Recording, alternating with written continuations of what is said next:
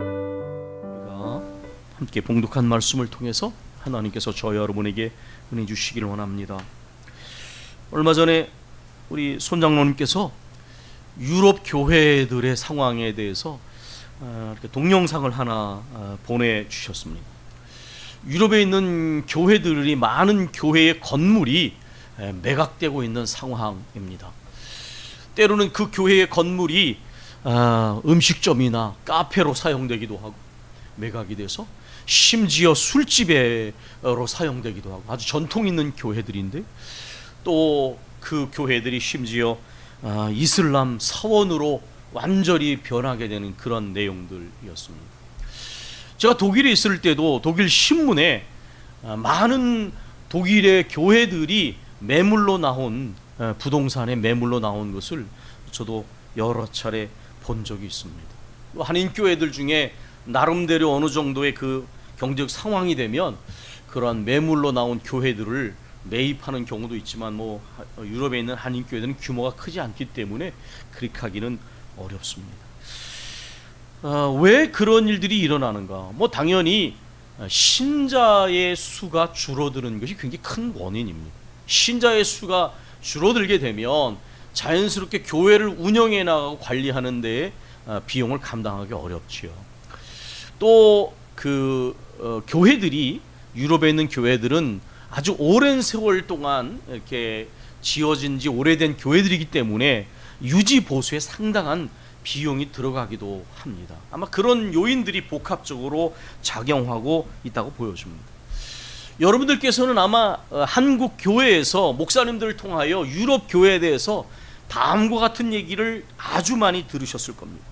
유럽에 있는 교회들은 주일날 오전에 예배 한 번 달랑 드리는데 그 예배의 대부분은 노인들이다. 이 얘기를 아마 수십 년 동안 들어오셨을 것입니다.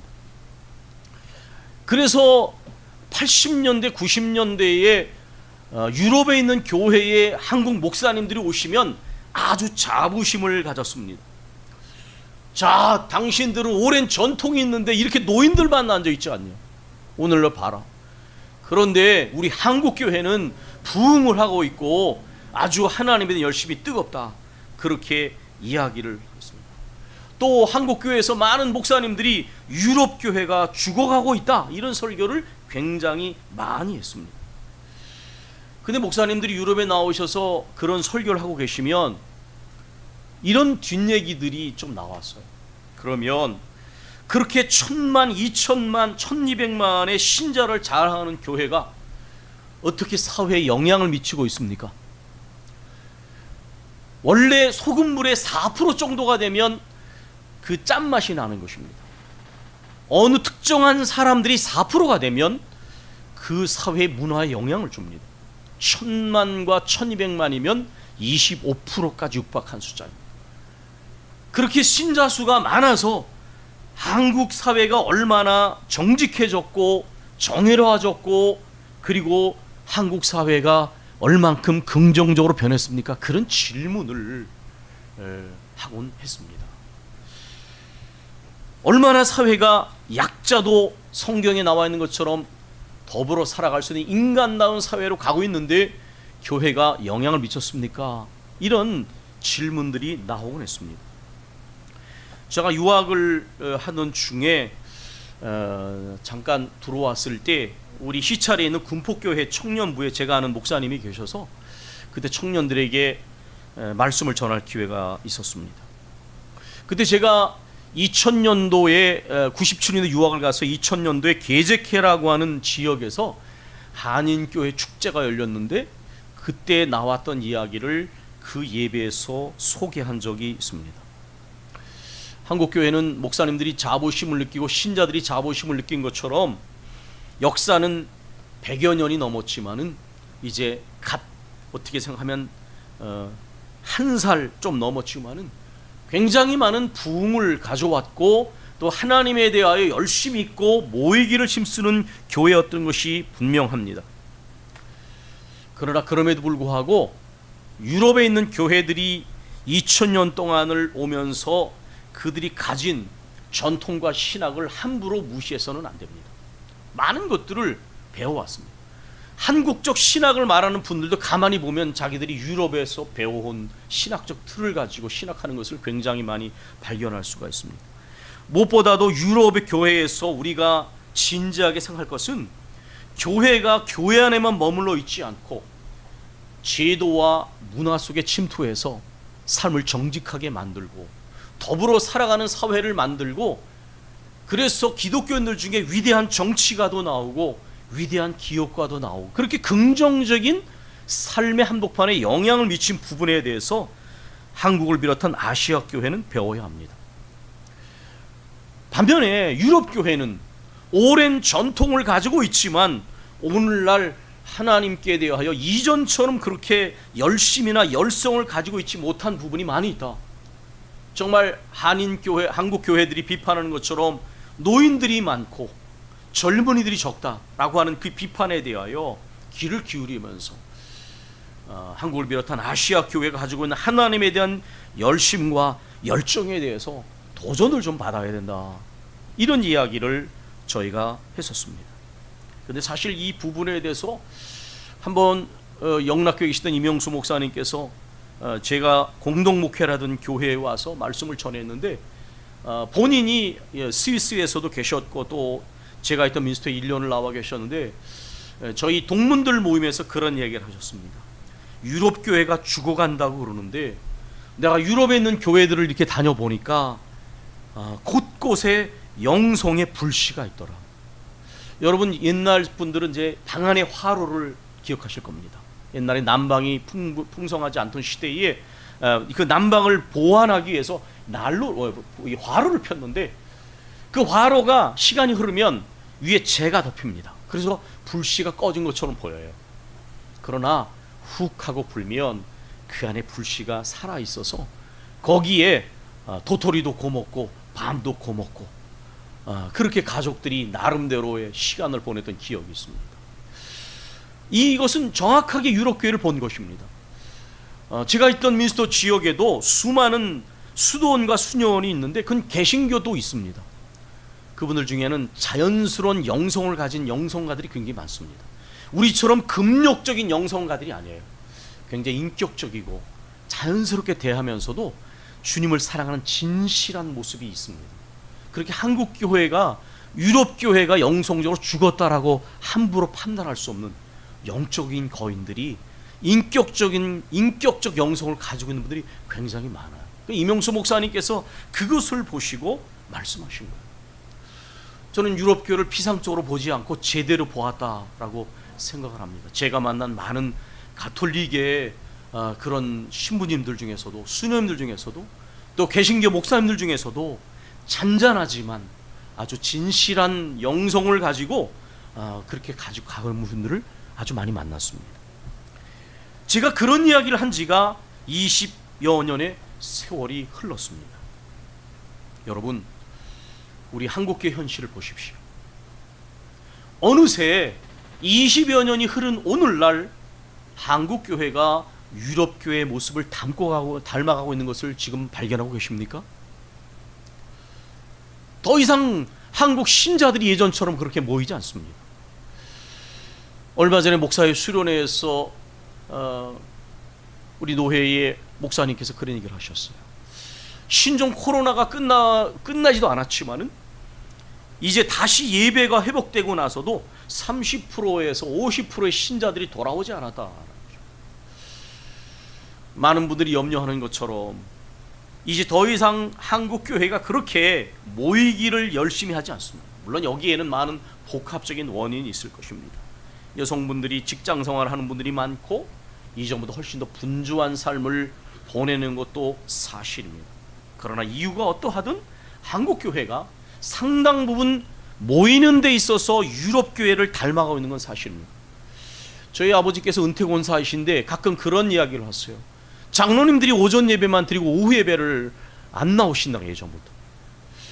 그럼 아버지 생각에는 이해가 가지 않는다. 당신은 90이 가까워도 자전거를 타서라도 비가 오나 눈이 오나 새벽 기도를 나가시는데 장로님 된 분들이 오전 예배만 드리고 나서 오후 예배를 나오지 않고 새벽 기도도 나오지 않는다.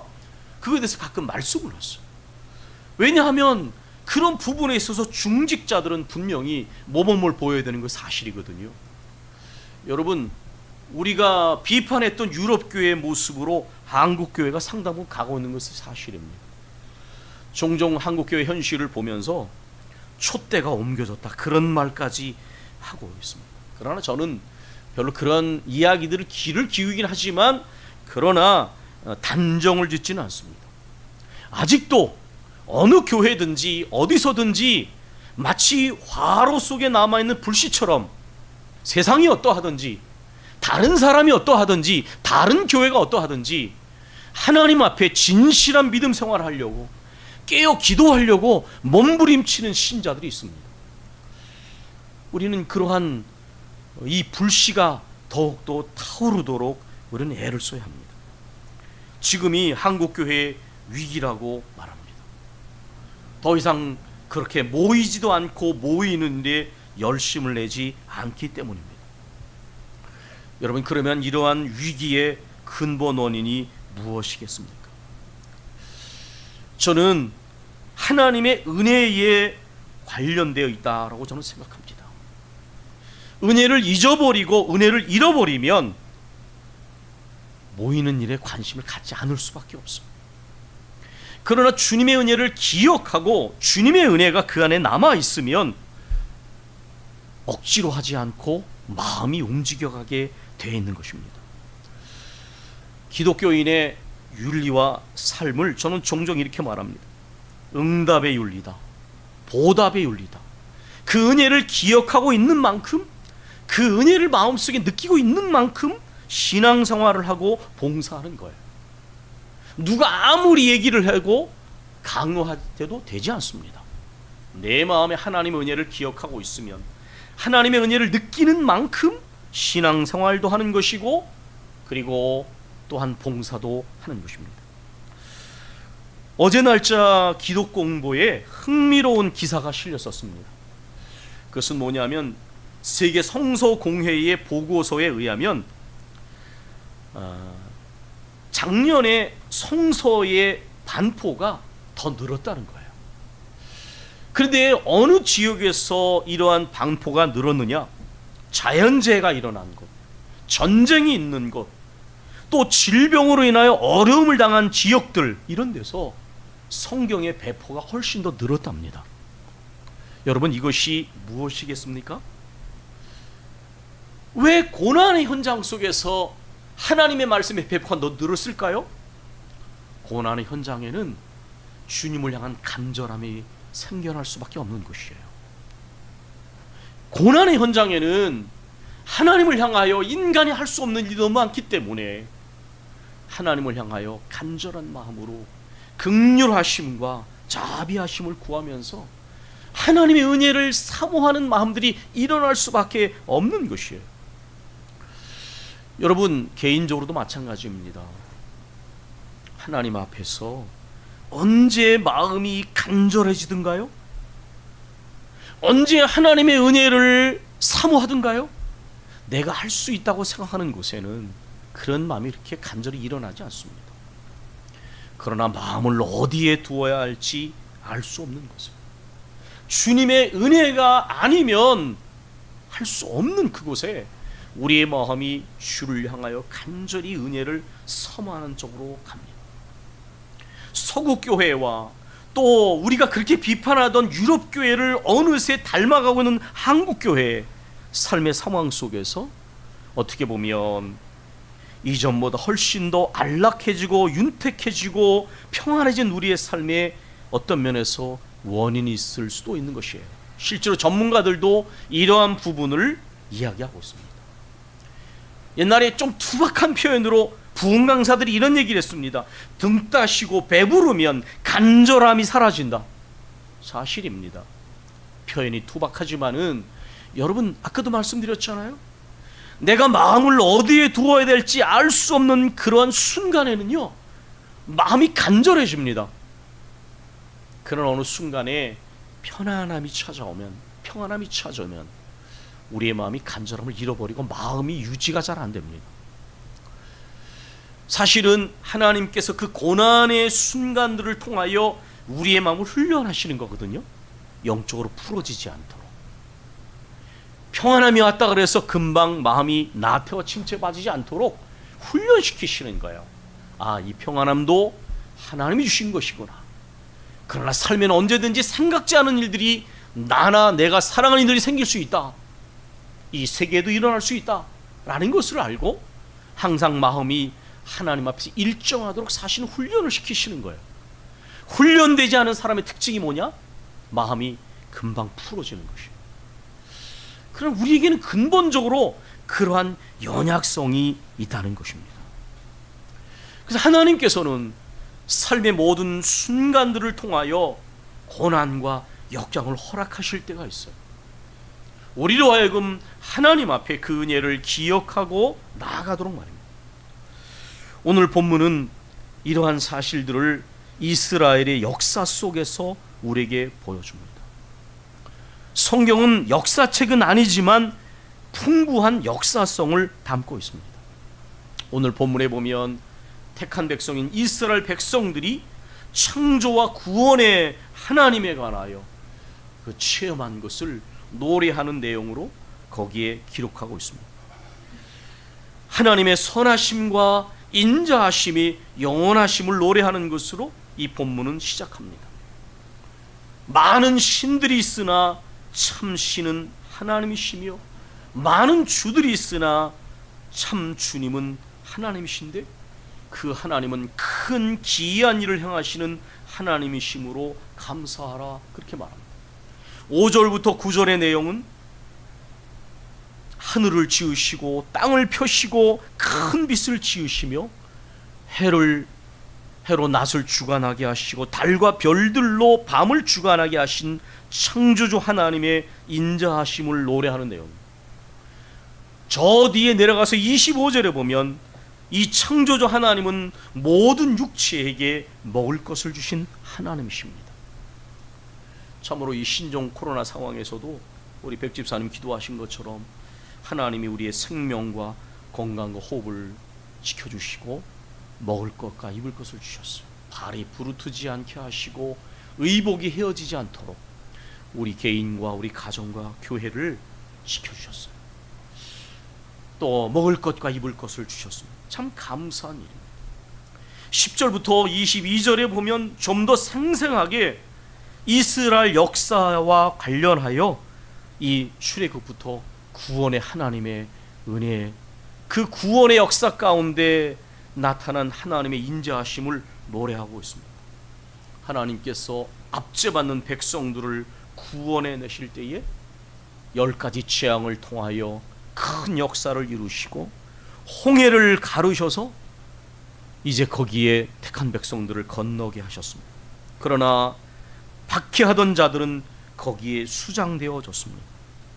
광야길을 지나는 동안 하나님께서 우리가 아는 것처럼 불기둥, 구름기둥으로 그들을 인도해 주셨습니다. 또 만나와 메추라기를 먹여 주셨습니다. 그리고 많은 대적들과 싸울 때에 하나님께서는 대신 싸워 주셨습니다.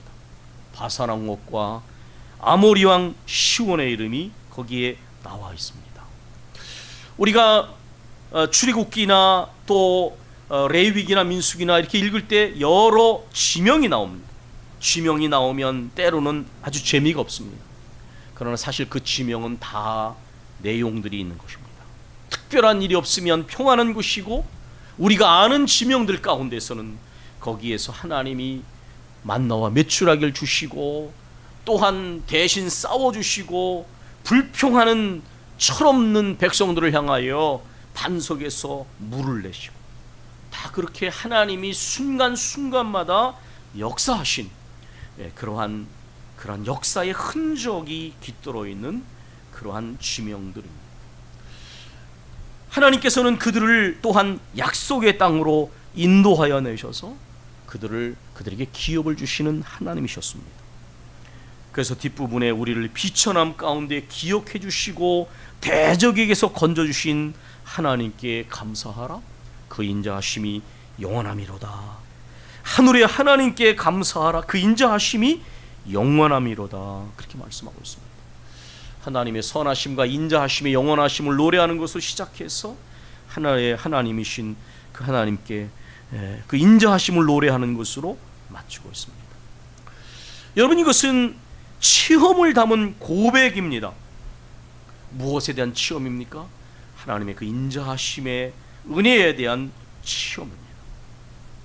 이스라엘이 역사적 경험 속에서 이 하나님께 선하심과 인자하심을 감사하고 기억하는 그 순간, 여기에 매 절마다 그 인자하심이 영원하미로다, 그 인자하심에 대하여 감사하라, 끊임없이 매 절마다 반복했는데, 이 은혜를 기억하고 있는 동안에는 이스라엘이 그 은혜에 응답하는 신앙생활을 했습니다.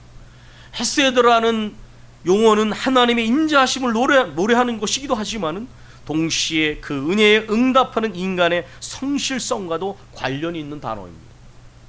하나님의 은혜를 깊이 깨달은 사람은 하나님 앞에 하나님의 성실하심처럼 하나님의 은혜에 대해 성실하게 응답한다는 것입니다. 그러나 이스라엘 역사를 보면 그 은혜를 망각하고 배역했을 때에 이스라엘은 패망하고 무너졌다라는 것입니다. 이것이 성경의 역사이고 이스라엘의 역사입니다. 아까 말씀드린 것처럼 성경은 역사책이 아니지만은 우리가 하나님의 말씀을 읽으면 거울을 보게 됩니다. 그것 속에서 왜 하나님을 믿는 백성들이 세워지고 무너지는가? 결국 하나님의 은혜에 대하여 망각하거나 그 은혜를 잊어버리면 하나님 앞에 완악하고 불성실하게 돼서 망한 길로 간다는 것입니다. 우리가 교회 역사를 봐도 이것을 발견합니다. 초대교회가 순교와 핍박을 통하여 마침내 신앙의 자유를 얻었지만은, 그러나 그 자유를 책임적 자유로 사용하지 못했을 때에 교회는 세속화되고 타락했습니다. 그래서 결국은 종교개혁이 일어날 수밖에 없었습니다. 여러분, 한국교회로 와서 오늘날 우리 한국교회의 모습을 생각해 보십시오. 근대화의 과정 속에서 복음이 전해지면서 한국교회는 참으로 민족의 역사 속에 선구자적 역할을 했습니다. 숭실대가 그렇듯이 민족 교육을 책임지면서 많은 훌륭한 믿음의 일꾼들을 키워냈습니다. 훌륭한 정치가들이 있었고 훌륭한 기업가들이 있었고 각계 분야에 기독교적인 정신을 가진 지도자들이 나왔습니다. 많은 학교를 세우고 병원을 세우고 사회 곳곳에 기독교적인 영향력을 미쳤었습니다. 그런데 오늘날 기독교가 어떤 이미지로 비춰집니까? 아주 하나님께 송구스럽게도 오늘날 기독교는 개독교라는 이름으로, 기독교는 개독교라는 이름으로 불려집니다. 언젠가 또 소개했던 것처럼 한 기독교 계통의 신문에서 각 종교의 이미지를 조사했습니다. 기독교 수구 보수 이미지, 반공 이미지, 불교 웰빙 이미지, 천주교 정의로운 이미지. 어쩌다가 이러한 이미지가 이렇게 덧씌워졌습니까? 물론 여기에는 과도한 그러한 과장된 이미지도 분명히 있는 것이 사실입니다. 그러나 우리가 그러한 부정적 이미지에 대해서 책임이 없다고 그렇게 말하기 어려운 부분들도 분명히 있는 것입니다. 오늘날 교회가 세속화되지 않고 순수하고 이웃을 돌아보는 그런 모습으로 거룩성과 이타성을 가지고 있느냐? 교회는 끊임없이 건물을 짓고 숫자를 늘리는 데 관심이 있지만 신자들은 삶의 한복판 속에서 십자가를 걸고 불법 뉴턴을 하고 뇌물을 받고 감옥에 가고 이런 일들이 많이 일어나고 있습니다. 사실 우리가 오늘날의 단면을 보면은 불교나 천주교가 굉장히 자부심을 느낄 처럼 보여지지만, 제가 얼마 전에 조선 왕조 실록에 관한 만화로 된 책을 보니까 우리가 잘 알고 있는 내용을 봤습니다. 조선조가 개국을 할 때 숭유 억불 정책을 썼습니다. 왜냐하면 고려조의 그 패망 속에서 불교의 타락상하고 연결이 돼 있었습니다. 기록에 의하면 땅과 사람이 10분의 1이 사찰하고 연결되어 있었다고 합니다. 그러니까 당시의 왕조의 이 불교의 타락과 이 고려조의 멸망이 깊이 연결되어 있었어. 필리핀에 가면 90%가 가톨릭 신자입니다. 그러나 우리가 보는 것처럼 거기에는 굉장히 많은 일들이 일어나지 않습니까? 아주 세속화되고 부패와 타락된 정권과 연결되어 있는 종교의 이미지가 있는 것입니다. 제가 학생들에게 학교에서 가르치면 이런 부분을 객관적으로 보게 만듭니다. 예전에는 하나의 어떤 모범이 되었던 종교가 타락할 수도 있고, 또 타락했던 종교가 어느 특별한 시대에는 또 사람들로부터 칭송을 받을 수도 있습니다.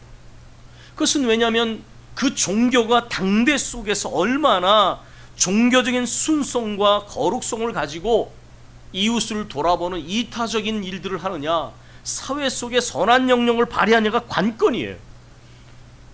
이것은 모든 종교들이 돌아봐야 한다. 아이들이 함부로 말하지 않습니다. 분명히 이 동시대에도 똑같은 기독교나 가톨릭이 또 불교가 어떤 나라에서는 굉장히 타락한 종교가 된 경우가 있습니다.